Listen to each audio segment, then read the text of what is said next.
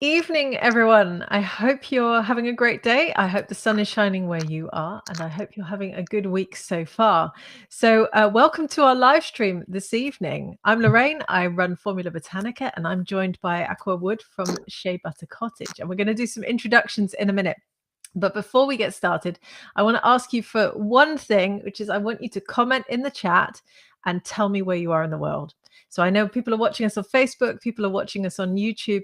Come and tell me where you're watching us from, because I always love seeing the countries come past. So as you may have gathered, if you follow Formula Botanica, June for us is Africa Month, and we decided to shine a spotlight on the amazing entrepreneurs, the amazing brands, the amazing ingredients that come out of this enormous continent. And I know it is quite hard to put an entire continent in the spotlight, and we probably won't do it justice as much as I would like to, but we've got some great content coming out this month already. We've already featured some of the best African ingredients that you can use in your skincare. I had a podcast go live this week with Nancy from Beauty Fest Africa and Valerie from R&R Luxury, who was also representing the Spa and Wellness Association for Africa. We've got some great things coming for you. And this live stream is part of that as well. And I'm so excited that you're here with me this evening, Akua. So first of all, welcome. How are you doing? I'm fine, thank you. Thank you, Lorraine. I'm Akua Wood and a Ghanaian, so very proud of my African heritage, and owner and founder of Shea Butter Cottage. Well, it's fantastic to have you here on the live with me. And obviously, we've known each other for many years now. You spoke actually at the first ever Formula Botanica conference, can you believe, which was 6 years ago already. Oh, gosh. Unbelievable. Wow. Yes. Yeah. So can you tell us more? It does. Can you tell us more about Shea Butter Cottage and what you do? I describe Shea Butter Cottage as a small ethical business. We've grown over the years, but it's still a family-owned brand, and with a focus of supporting farmers, especially in Ghana, because obviously that's where I come from. So I'm a bit biased, but yeah, we try to support the farmers, even if we don't have any profits to use or anything of that sort. We still make our own natural toiletries, vegan natural toiletries, as well as supplying the raw ingredients, which we try to source directly from the farmers or cooperatives all over the world. Wow, what a story, and so much that you're obviously covering with Shea Butter Cottage. And I have to admit, I've bought many of your ingredients over the years, and we have used them at Formula Botanica, and they are absolutely incredible. So if anyone wants raw materials and raw ingredients, then obviously I've put the URL below. Shea Butter Cottage is the place to be. So how long have you been running your business? Oh gosh, I started back in 2002. I started with a toiletry brand, Chocolatina, which I've since merged into Shea Butter Cottage. And then early 2004, I decided to set up what is now known as Shea Butter Cottage, where we decide to offer raw ingredients and mainly pure, unrefined, virgin, whatever you want to call it, to our customers, really. So we've been going for almost 20 years now. Wow. Does that make me a veteran? I think what that means is that next year you're having a big party. Gosh, that'd be great. Yes. So can you give us an idea of the types of ingredients that you stock before we start to really delve into shea butter? Yeah, so I'm a big fan of exotic butters and oils, and anything exotic ingredients, I am all for it. So I try to tap into the untapped resources that we have back in Africa, especially in Ghana, because we've got so many ingredients that how can I put it, we can always add value to. So we've got herbs, powders, the exotic butters, oils, and all sorts, really. Wow, amazing. So give me an example of the sorts of exotic butters that you stock. Right, so we've got the Alam Black here butter, which is a kind of dry, it's a funny kind of butter because it's not too oily or too drying. It's sort of in between, and it's got a very faint natural vanilla scent to it. So you can use it in formula. I use it in hair care products as well as skincare products. And then we've got mafura butter as well from Southern Africa, which is quite soft and also a very, very lovely butter. And then obviously the beloved shea butter. Yes. Which is very, very versatile, and I can't do without it.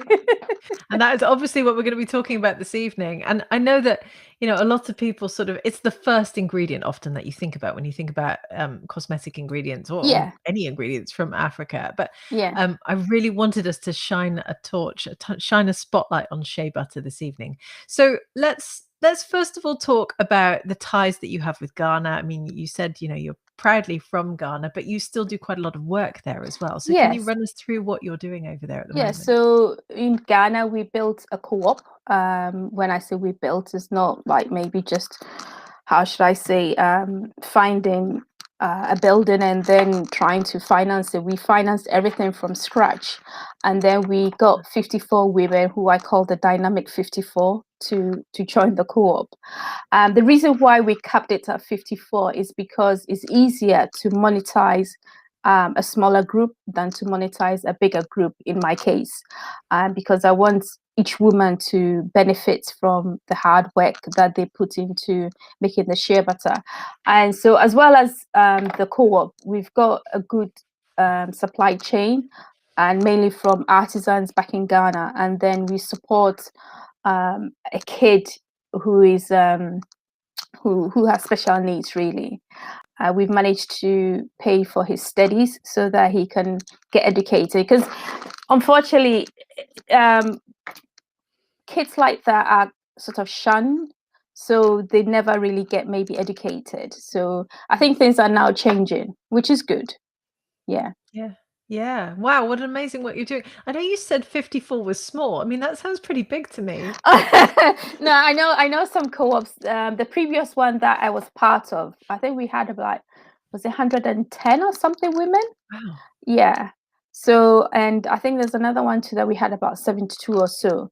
But yeah, 54, it means that if there's any profit or anything, it's easy to share, and then they get a bigger amount than if there's more of them. Yeah, I get it. And what's the cooperative called? I know you've got it on your shirt. Jalima. I don't know if you can see. So for those of us who don't know, and I've never visited a cooperative, can you tell me what a co-op is and how it works? Basically, before the co-op was set up, in most cases, these women work from home.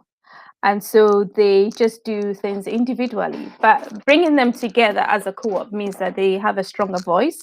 They build their social, how should I say, awareness, as well as they can earn more. Working with me, they earn more because we decide to pay them more than what they would earn if they went onto the market, and also teaching them skills on how to improve the shea butter for international markets as well.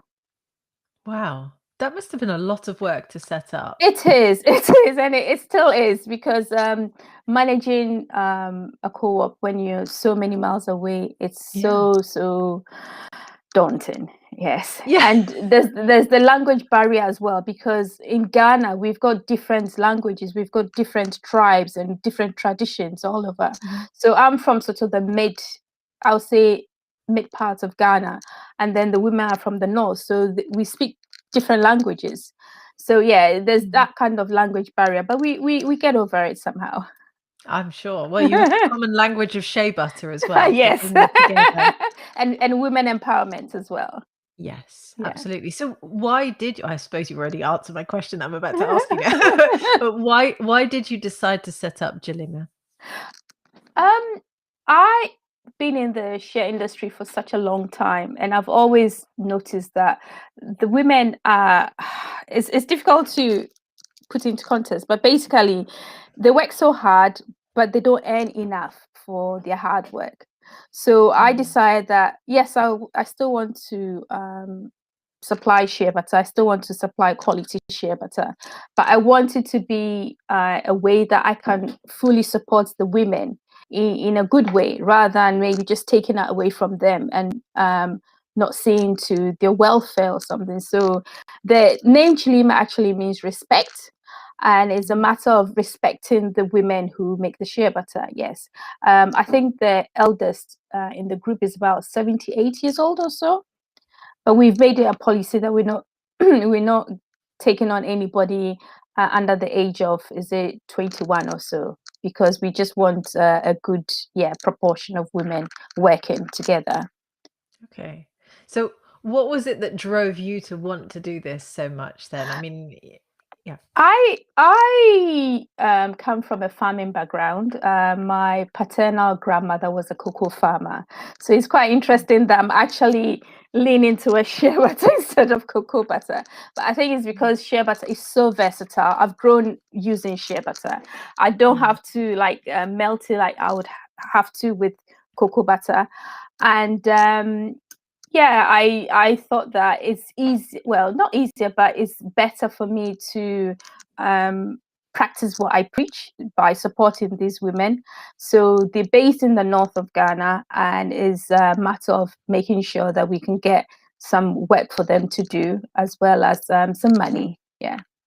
Yeah, I think that's, I mean, it's fantastic. It must, as I said earlier, it must have been so hard to set up, especially from a distance, Yeah. especially with a pandemic in the middle of I it. know, yes, and financially too, because you get the land, you build the structure, then you have to put everything in place as well. We've recently paid for their health insurance, so yes, it's all, it's sort of, it sounds really nice, but it's hard work. It's hard Yeah. work, yeah, but it's rewarding as well. Yeah, Yes, and that was what gonna be my next question, actually. I mean, what are, I mean, you've got the dynamic 54, as you call them, these yeah. amazing women who work in the cooperative. What are their lives like now compared to the way they were before? How have they changed? It's changed a little bit. I wouldn't say dramatically, because we haven't been able to um, produce a lot of shea butter because of COVID.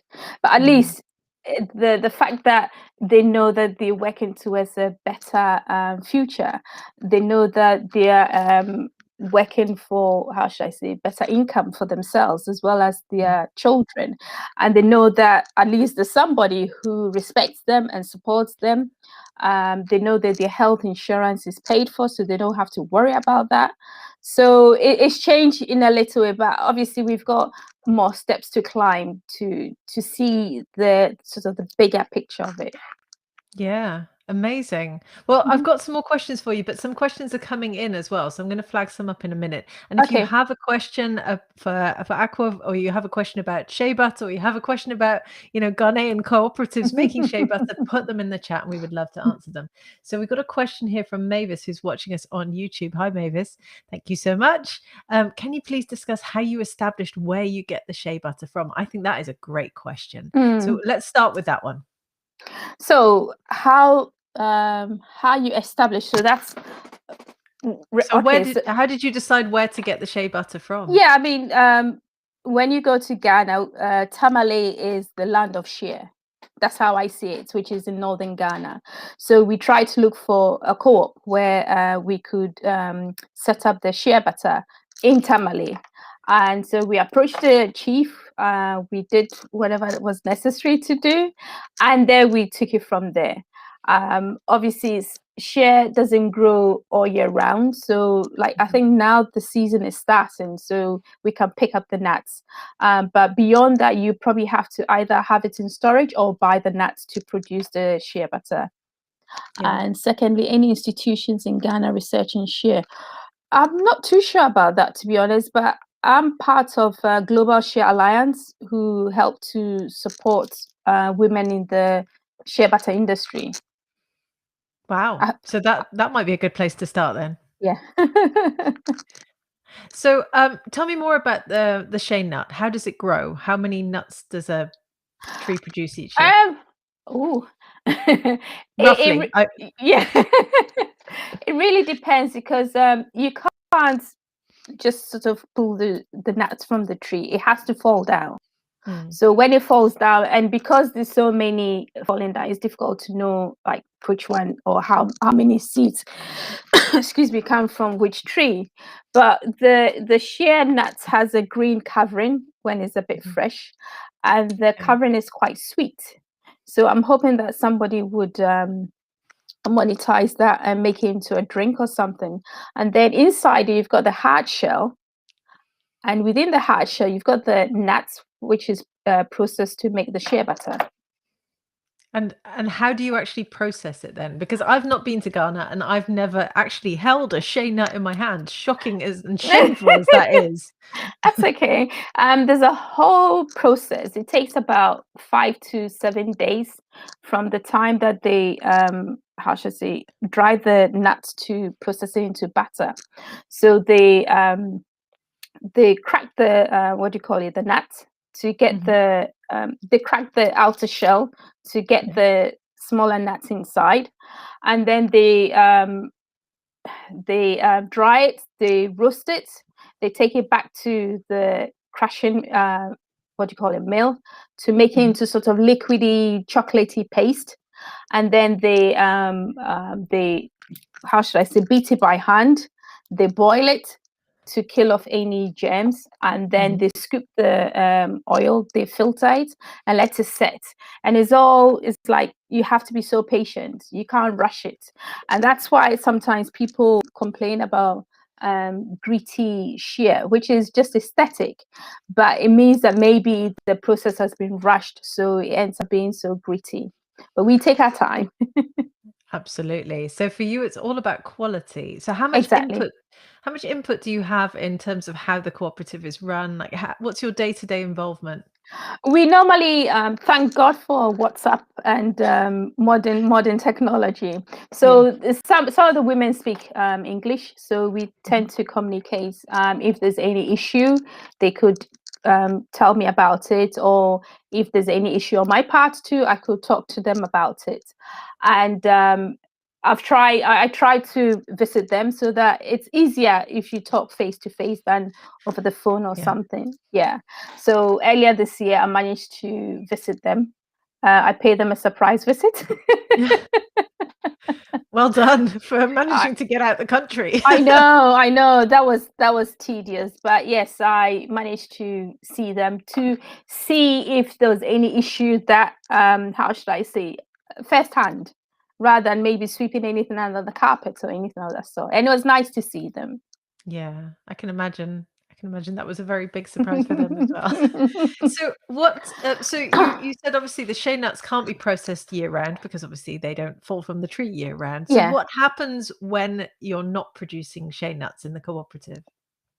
I'm trying to educate them to add value to whatever skills they have. So when I went earlier this year, I managed to get them to sew some bags because we've identified some dressmakers or seamstresses amongst themselves. And when we sell the bags, every penny, well, apart from VAT, is going to go back to the women to be shared amongst themselves to develop whatever they want to develop, because some of the women go to the markets to sell used clothing and other items. So it's a matter of helping them to build their own small businesses that they have. Amazing. Well, I love the fact that you're obviously creating this entire economy around this cooperative you've set up. I'm just looking at the comments that have come in. We've got someone who said, "I love your shea butter. It's so soft. It doesn't smell." I mean, that's fantastic. Oh, thank you. And someone else said that they absolutely love your ingredients. I'm going to go through some of the questions in a No minute. problem. Let me just put this one up. So this one's from Joelle, who's watching us on Facebook. And she says, "Is there any difference between shea butter from different countries?" What a great question. I have no idea. Hi, Joelle. Yes. I know the East African shea butter has got more oil content than the West African shea butter, so it's a bit softer. And I guess it's nicer if you want a very, very creamy kind of texture in your formula. But if you want something more, how should I say, durable, then you could probably look at the West African shea butter, which is it's got more natural stearic, so it's harder than the East African shea butter. Now, in terms of differences too, obviously every country has its own way of producing the shea butter. I don't want to name names, but there's some shea that I wouldn't buy from certain countries because of the scent, because of the texture, because of the color, and it gives a bad name to shea butter all over. Yeah. Yeah, that makes sense. Well, that actually ties in with a question we've had on YouTube from Abigail, who says, hi, I'm so glad to be here. We're so glad to have you with us, Abigail. Is it okay to use unrefined yellow shea butter or the refined white one? The unrefined butter doesn't have a pleasant smell and has a shorter shelf life. Is this true? So I suppose that ties in with what you were saying. Ooh, right. Okay. So first of all, when it comes to unrefined, unrefined shea butter is actually off-white. It's sort of creamy colored. It's not yellow. Okay. If you see yellow shea butter, it's normally because at the root of a plant, which is the burututu plant, has been added to the shea butter to give it that kind of yellow pleasing color. And I think the yellow shea butter is quite popular in the Middle East. But for some of us, we don't see it as the pure shea butter. The pure shea butter is off-white. Now, you've got the yellow shea, you've got the creamy off-white pure shea butter, and then you've got the refined white shea butter. For me, I've used unrefined shea butter for so many years in my formula, and I've not had any issues whatsoever. The reason why the unrefined shea butter doesn't have a pleasant smell, depending on where you buy it from, could be the fact that the nuts are not dried properly, or the nuts they've not been graded. So you've got the bad nuts and the good nuts being mixed together, and that obviously reduces the shelf life of the shea butter. This is fascinating. I learned so much. So what was that root that you said that they add? Burututu plant.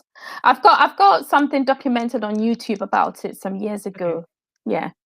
Okay, well, hopefully we can put up the link to your YouTube channel afterwards as well. And is that just added for aesthetic purposes then, just to Yes. color the shea? Yeah. The plant itself normally is used as medicine.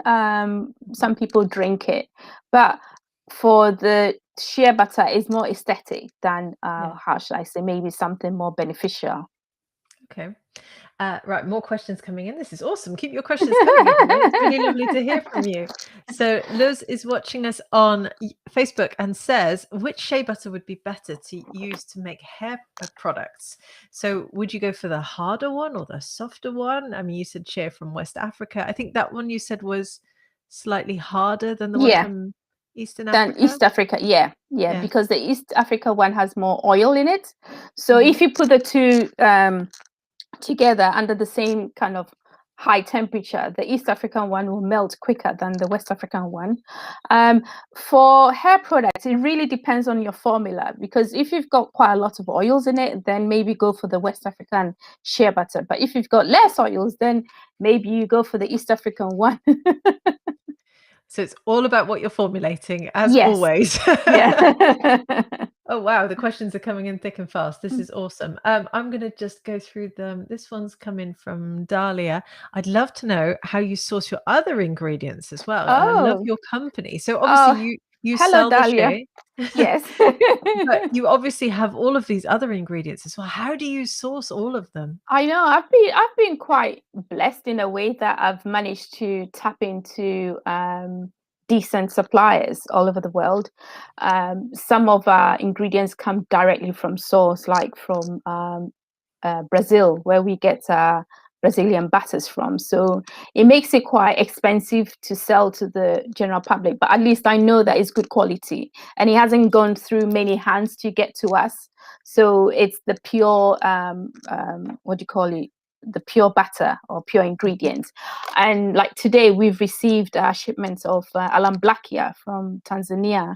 And it's trying to make connections with these suppliers or artisans, really, because I always feel as if they need to enjoy the benefits of their hard work than the fat cat. Yeah. Well, I mean, that's wonderful, because obviously you're then able to lift them up. You're able to help them get a greater share of the pie, effectively. but you're Yeah. also able to sell the finest quality ingredients, which I think is Yeah. part of your overall mission, isn't it? Yeah.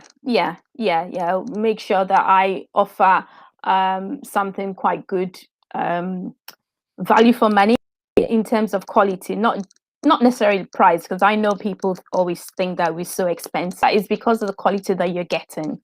And when Yes. it comes to like shea butter, people think that, oh gosh, I can get it cheaper here.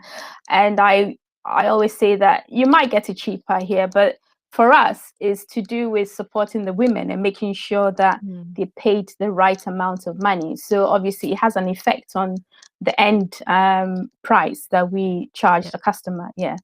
Yeah, and I think that's a really good point to just put out there, because I know that traditionally shea is often viewed as quite a cheap ingredient, and that shouldn't necessarily be the case, because No.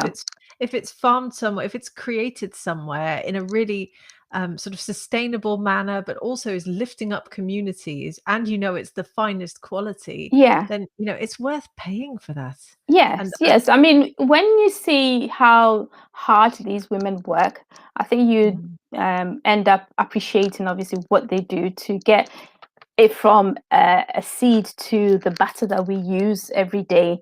And the heat in Ghana alone, I mean, it's too much anyway. So imagine sitting under the heat trying mm, to just process the shea butter by hand as well. They don't have any mm. machines. The only time that they use a machine is when they go and crush the nuts, and that's about it. So Wow. I think that they deserve more than what they earn on the market, and that's why Yeah. I decided to step in to set up a co-op for them. I love this. Absolutely love this.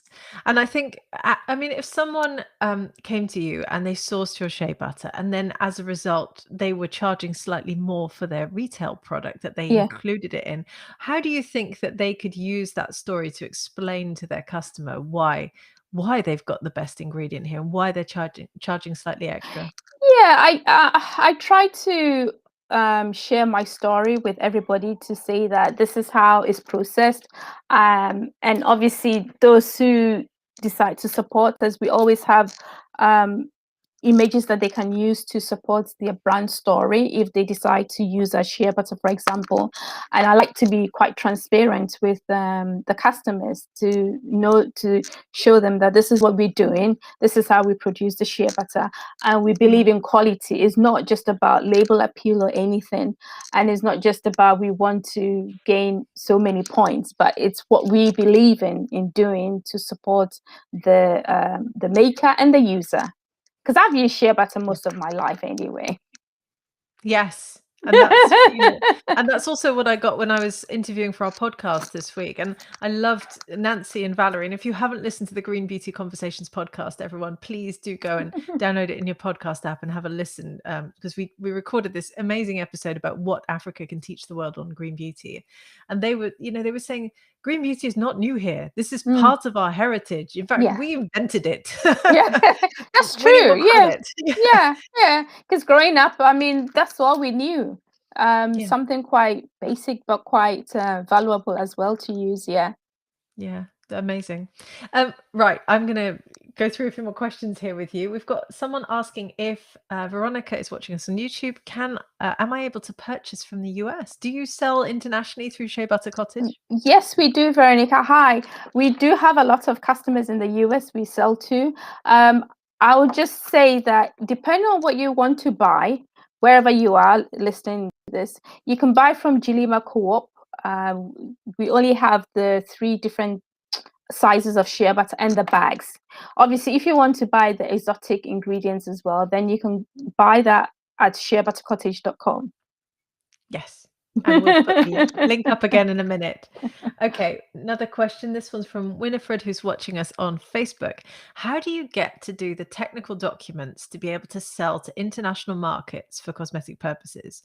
I ask this because I have a baobab farm in my country, amazing, and would like to also use this to support others in my country. So Oh, hi, you Winifred. obviously, yeah, you've got the share. You've obviously got it now for trading internationally. Yeah. What sort of technical documents did you have to put in place?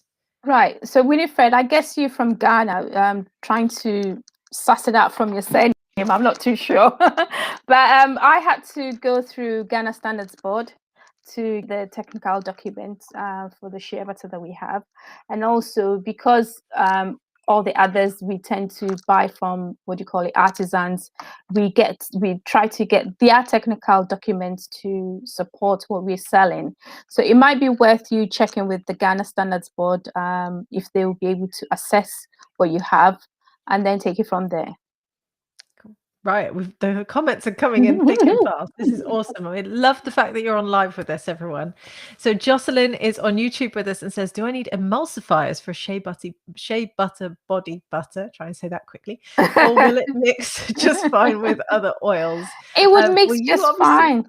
Yeah. It will mix just fine. Jocelyn, I guess maybe it depends on your definition of body butter, because some people define body butter as an emulsified oil and water kind of body butter, and some people might define it as just butters and oils. So if you decide not to use water, which I'm sure Lorraine and her team will teach you, then you don't need an emulsifier.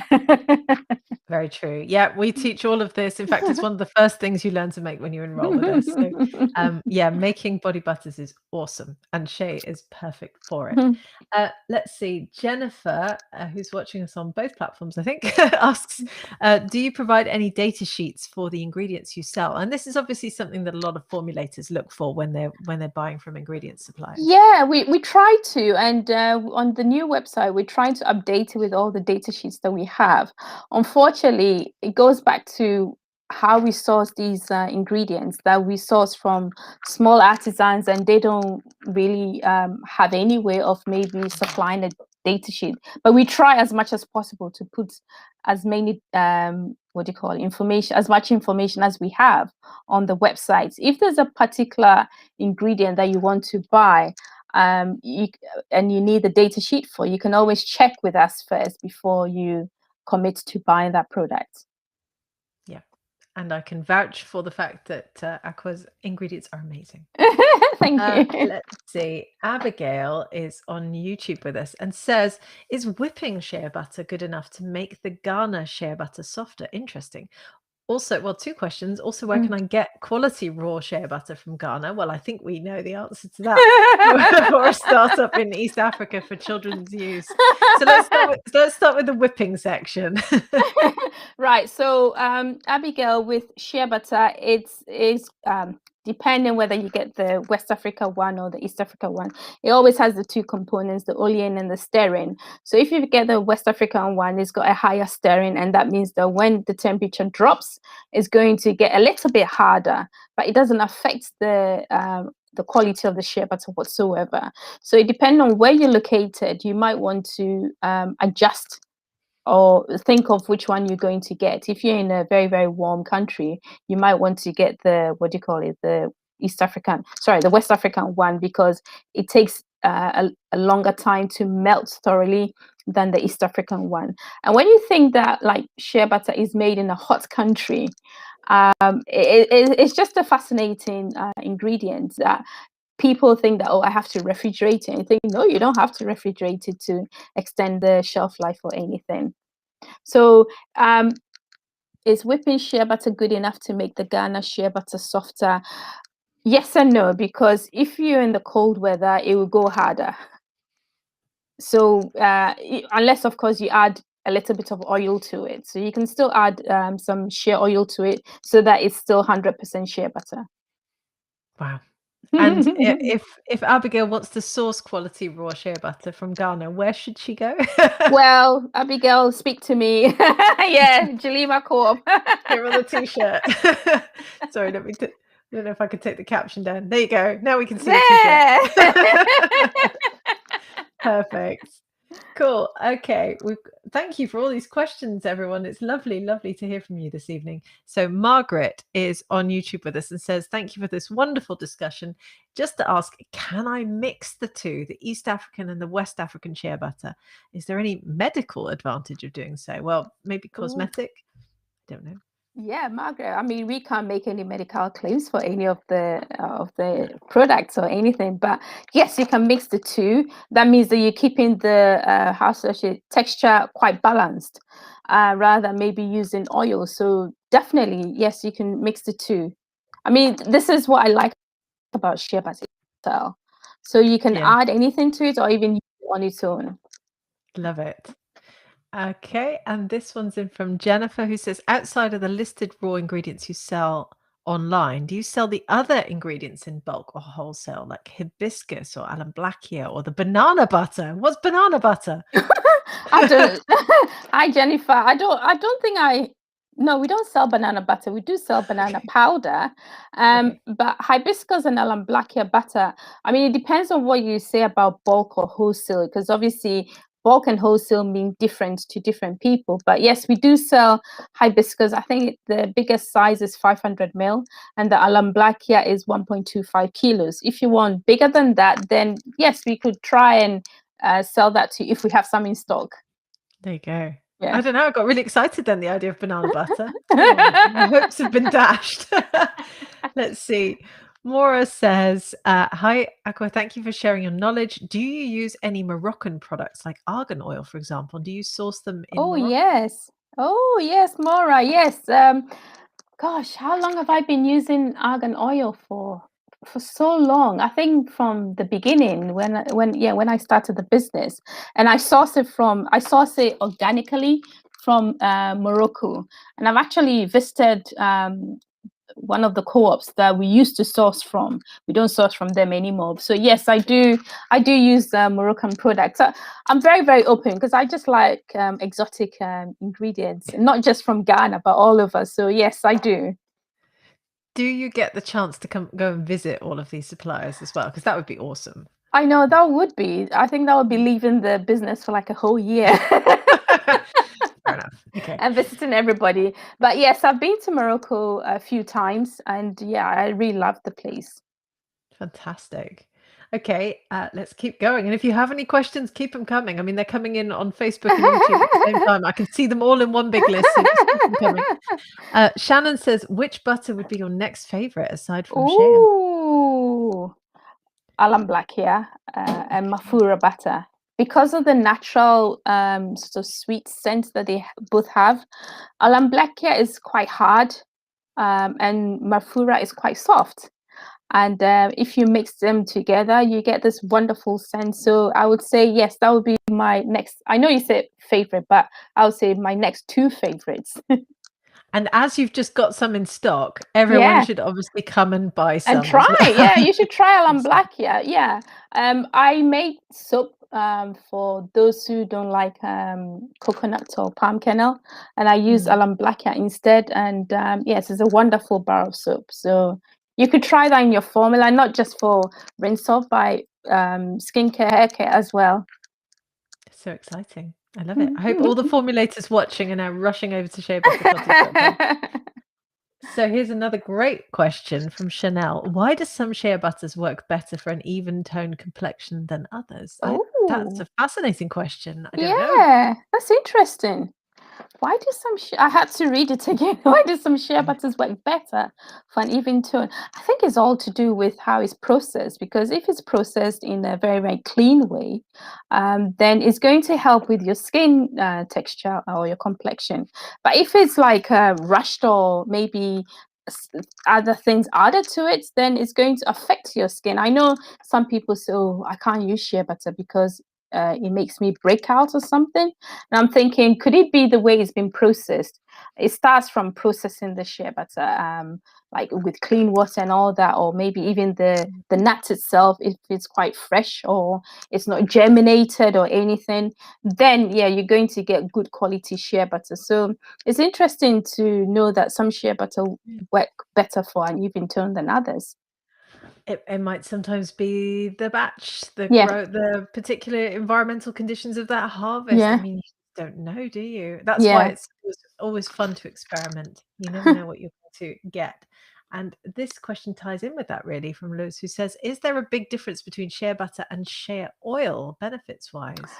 Right. Okay. So with shea oil, I know. I mean, obviously every butter and oil has its own natural levels of vitamin E. Otherwise, they will just sort of go rancid quite quickly. But I know shea oil is also another versatile one, and it's very, very beneficial for hair use. That one I know. And obviously shea butter too is quite versatile. So depending on what you're trying to formulate, then I would say go for one or the other, or even both. Yes, I've used shea oil in cleansing oil as well, because you don't want the heaviness of maybe the butter in that kind of formula. So yeah, I think it's all back to what you want to formulate, Liz. Yeah, just try them both. And that's the fun. That's the fun about being a formulator as well, of course, Yeah. because you get to play around with different ingredients and have Yeah, fun with it. but be careful of, if you're going for shea oil, be careful of what you go for. Maybe you can do a test by sticking the shea oil in the fridge to see if it will solidify, because normal shea oil does solidify. It still has a little bit of stirring in it. The reason why I say that is because I went to one of our shea butter conferences in one of the West African countries, and the women were touting that they were selling shea oil and all that. So we started chatting because I was quite interested. It just happened that they were melting the shea butter and adding it to baby oil. So obviously in the heat, it's just sort of quite fluid. But if you put it into the cold weather, then the butter will just sink to the bottom and solidify. Yeah. So you can always test it. That's not good. I Baby oil. know. Some people are so naughty. You've got this amazing, beautiful ingredient, then you add And it. then you Oh. spoil it. Yeah. Oh no, that's not good. Okay, Ursel is in Trinidad. Hi, Ursel. I love unrefined shea butter and use it in most of my products. What quantities do you sell it in? Oh, SL. We we try to provide different sizes for everybody, from the how should I say, from the home user to the cosmetic producer. So we have 100 grams, 1 kilo size. We have 10 kilo sizes. So whichever size you want to buy, we'll be more than happy to supply to you. Brilliant. Well, that was a simple answer. Just get in touch and you will be Yes. able to get the quantity that you need. Um, so if you're a formulator, I've got a question for you, and I know Yeah. there's a few more that have come in. So please do keep posting them up, because we're loving your questions and loving the fact that you're on live with us at the moment. If you're a formulator and someone comes to you or you want to start creating, say, a body butter, and you want to use some of these amazing African raw ingredients that we've been talking about this evening, how do you find out about the provenance? I mean, that is not an easy thing to do. And you're talking about, the amazing cooperative that you've set up, the dynamic 54 women that work there. You've got this Yeah. whole story around it, but not everyone can obviously tap into those stories. So what advice would you have to formulators? Well, I know sometimes we get quite excited about exotic ingredients and we want to add everything into the pot, but it all depends on what you want at the end of the day. Do you want to do it to benefit, how should I say, whoever is going to use it, or do you want to just formulate for label appeal? And sorry, I don't know if I'm going the right track. Am I? I I think hope so, I'm not yeah. deviating. It's Yeah. it's all about the provenance. How do you know that your ingredient has come from an ethical source, for instance? Yeah. So it's a matter of maybe researching on the supplier, because I know there's a lot of us who maybe supply the same ingredients. But what sets one apart from the other? Obviously, there's price. But what are you looking for? Are you looking for someone who is ethical and is quite transparent, or are you looking for something that is more cost effective to you? We try to be quite transparent, and we try to show where we get our ingredients from. And most of the ingredients that we sell we get from directly from source. So you'd have to do your homework to obviously research on the supplier and make sure that they can provide you maybe images to tie in with what you're trying to say, that yes, this is where we get it from, or some kind of information. Yeah. Yeah, I think do your Yeah. research. It is really hard when you're a formulator, but you've just summed it up beautifully. You have to work with suppliers who you trust. Yeah. And obviously Shea Butter Cottage is one of those. And but there are many who do want to sell cheap, and I think Yeah, it's more important to buy the finest quality ingredients that you can and yeah, work with those. And I know that the people in our community feel that way as well. And often it can be hard when you're starting out to spend money on it, but it is much you can make such a beautiful product if you have a beautiful ingredient as ingredients. well. Yeah, yeah. And that's just something that every formulator has to keep in mind, I guess. Yeah, yeah, yeah. I know we said earlier about how shea butter is perceived as a cheap ingredient, and it's Mm, quite. It saddens me when people think that it's cheap because the way the women work so hard, it shouldn't be a cheap commodity. It's available, but it shouldn't be a cheap commodity whatsoever. So I know people obviously, like you're saying, if you're starting up, you obviously trying to make something quite cost effective. So you try and weigh one supplier to the other in terms of pricing, but maybe look deeper into it and think, okay, what do I want to do? Do I want to like give back or whatever? yeah. Exactly. Someone asked, "What is Aqua's website?" Well, that's why I put the banner up again, so you can go and visit sheabuttercottage.com. I just want to flag this one up as well from Maura, who says, "Thank you so much. Really grateful for teaching us everything about the business and sharing your valuable insights. I'm very excited to formulate with shea butter and shea oil. So thank you very Thank you, much." Maura. Okay, this is an interesting one from Proscovia, who says, "What is the best way to repackage shea butter?" Oh, hi, Proscovia. When you say repackage, is that for sale or to be reused or what? Obviously, if you can repackage in food grade packaging, like we have in what do you call them, pouches. Mhm. Like if you buy in big quantities, then it's better to repackage in what do you call it, those pouches. What I try not to do is remelt it. I know we do have only one size that we've remelted the shea butter because it's quite heat. What do you call it? Temperament.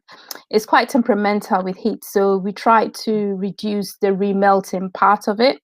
Um, but yes, you can repackage in glass, you can repackage in pouches if you're going to resell, or even if you're going to sort of reuse for yourself, then glass and pouches would be better. And also, it's best not to keep it, it's best to keep it in a cool, dry area. Because it's funny how it's processed in a hot country, but it doesn't like the heat. There you go. Don't you just love botanicals? Let's see. Okay, Mavis says, "Are there any ingredients that diminish the quality of shea butter when formulated together, such as almond oil or grapeseed oil?" What an interesting No, question. no. Hi, Mavis. I know grapeseed oil is quite good for hair use. I prefer not to use it because it's one of those oils that I call them the ones with the fragile oil. Mhm. So it wouldn't diminish the quality at all. No, I don't think any. I think most of the time oils and butters complement each other, and it obviously depends on how much of each you have in your formula. So if you're looking for maybe long-term, how should I say, shelf life, then I would probably not use the grapeseed oil. I don't know so much about almond oil because I don't tend to use it. But yeah, it wouldn't diminish the quality. It just maybe shorten the shelf life, really. Okay, so I'm just scrolling through all the comments here. Oh, here I'm just going to put this one up again and then find the comment I just lost. So, um, we're talking for shea butter. I love it in my formulation, but I'm fascinated with marula oil. Do you have it? Do you sell it? As I love to I buy ingredients and do. I find do. things. You should visit the website.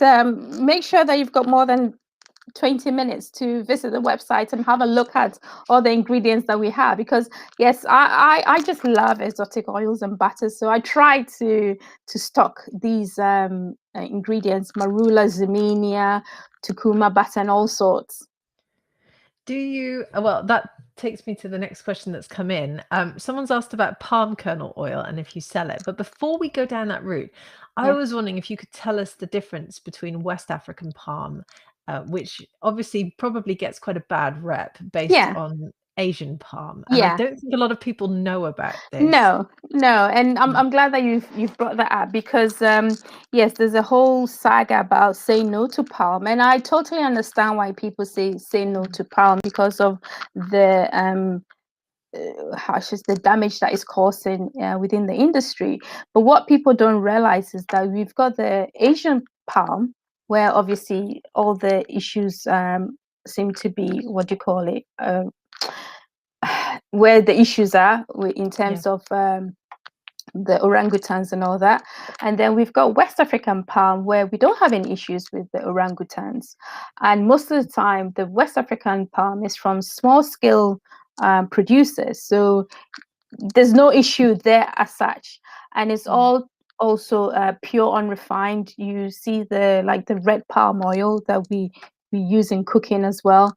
So before you say no to palm, just make sure you know where you're getting your palm oil from. If it's from if it's from Asia or if it's from Africa, then you can decide to say no to palm oil. I know these supermarkets too obviously have the voice to say no to palm oil, and some of them have taken it off the shelves. But then again, it's affecting the whole industry without realizing that they're two different kind of industries that we have. In terms of Are they the same plant? Yes, they are. So the palm tree grows produces the palm oil and the palm kernel oil. Yeah. And the fruit itself is red.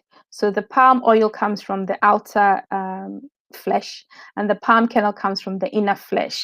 But then, in West Africa, we don't have those kind of issues at all.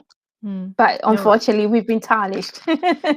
Well, yeah, I mean, consumption of palm oil, particularly for the food industry, is just rampant and out of control in some parts of the world.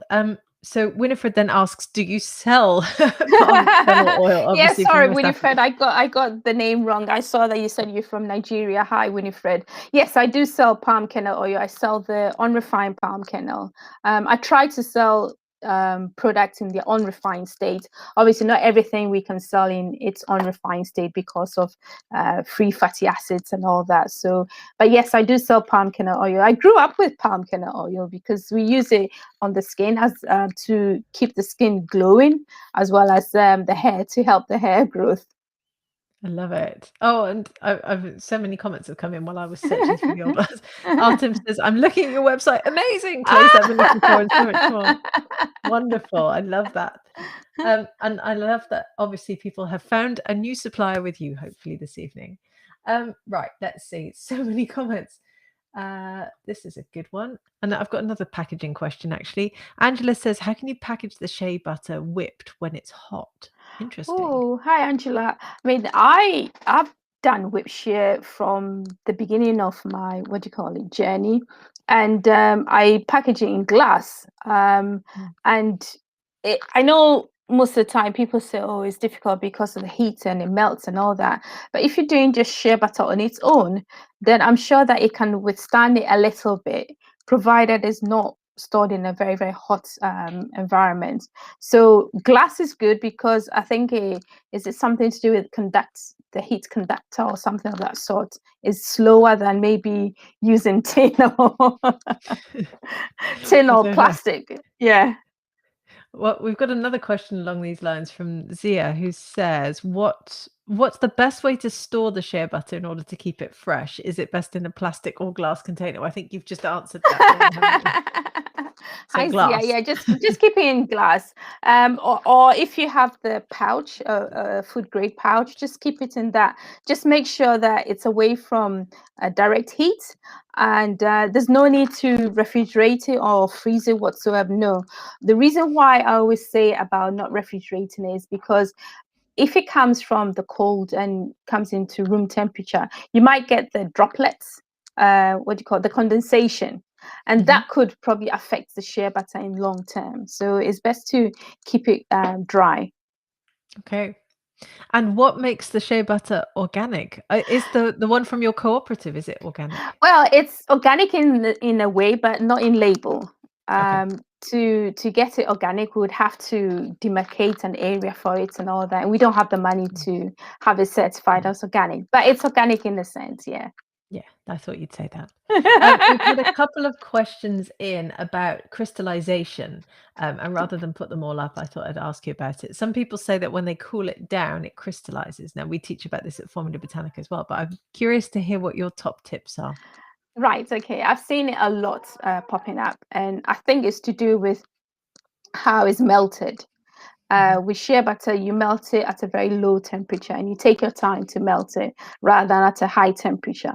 I know some people say that the what's it called? Melt and freeze to stop it crystallizing or so, but I don't do that. I mean, I've No, we don't. been in this industry for almost 20 years now, and I just make sure that I respect my shea butter. So I melt at a very, very low heat and then use it that way. Yeah. Yeah, and what we do at Formula Botanica as well is we teach people to cool homogeneously as well, because the crystallization comes from the different components solidifying at different Yeah, temperatures. yeah, And that's, again, I mean, you're talking about warming it slowly. We cool it slowly as well. It's all yeah, about just taking your time. And I know some yeah, people want to shock cool and do all sorts of things, but yeah, that's yeah, what we've found works as well. yeah. Okay, I'm going to take a few more questions and then we're going to wrap it up because we've been going for almost an hour. Can you believe it? Okay, Maria, thank you for your question, Maria. She says, which essential oils do you think are in synergy with the smell of shea butter, according to you? Oh, well, I know frankincense because of the kind of woody, how should I say, scent that it has. It works quite well with shea butter. And I also use lavender with my shea butter and geranium, the two geranium as well. Mhm. Also work well with shea butter. So anything really works quite well with shea butter, and that's what I like about shea butter. It's so versatile, and it doesn't overpower the what do you call it, the essential oil scent or whatever. Yeah. There you go. Frankincense, lavender, Yeah. geranium, you heard it here. I'm just gonna put this one up because I Okay. love this comment so much from Love, who says, "I'm a new student doing the diploma in organic skincare formulation at Formula Botanica. Why didn't I start this a long time ago? It's so excited, ladies. Enroll, enroll, enroll." Exactly, love. I had to put that up, sorry. Okay, so we've been going for almost an hour, so I think it's time to wrap this up. And I know that have been more questions come in about currencies that you operate in and documentation and different ingredients that you have. So what I suggest everyone does is that you write over here where we're going. Go to sheabuttercottage.com and just send it in your Send me question your there. questions. Yeah. Yes. So if anyone wants to get in touch with you, what's the best way to do that? You can always contact me via the website, sheabuttercottage.com, or you can contact me via WhatsApp as well. If you do try to contact me via WhatsApp, just introduce yourself because there's nothing worse than maybe being pinged and then you don't even know who on earth it is. There's no name or anything. No. I know But that. feel free to contact me so that I can always obviously try and respond with any questions, respond to any questions that you might have. Yeah, absolutely. Please do go and check out sheabuttercottage.com because Akua is doing amazing work. I mean, we've heard all about the cooperative this evening, Gillimer in Ghana, but also all these other incredible ingredients that you stock.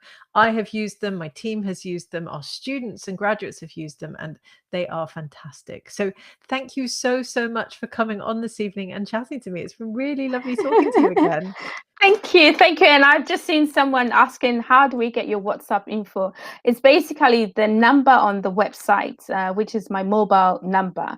And yeah, just contact me through there. But as I said, just introduce yourself so that I know who it is. And Yes. yeah. Brilliant. Well, please do get in touch and please do go and check out sheabuttercottage.com because it is a fantastic website. Thank So you. on that note, I think it's time to wrap up. And I just wanted to say, thank you again. And thank you to everyone who joined us this evening. It's been fantastic chatting to you. So we are in the middle of Africa Month. We decided we had so much content coming up about Africa and the whole continent. And we have so many followers and friends and students and graduates all across Africa that we thought, let's shine a spotlight on this amazing continent with all these different countries and all these different people and all this different heritage that people are so proud of. We love having in our community as well. So please do check in on all the content that we're putting out. we've already got a couple of blog posts up. As I said, the podcast went out yesterday, which is all about what Africa can teach the world about green beauty. We've got a super simple facial oil with different African ingredients coming out next week. And then we've got a couple of other bits and bobs going live on our Instagram and various other social media channels. So stay tuned, because we'll be shining a spotlight on some of the incredible entrepreneurs and graduates who've gone through our courses at Formula Botanica, but also some of these fantastic ingredients that we've been talking about this evening. So thank you very much, everyone. And thank you, Akua. It's been so nice to see you Lorraine. again. Yeah.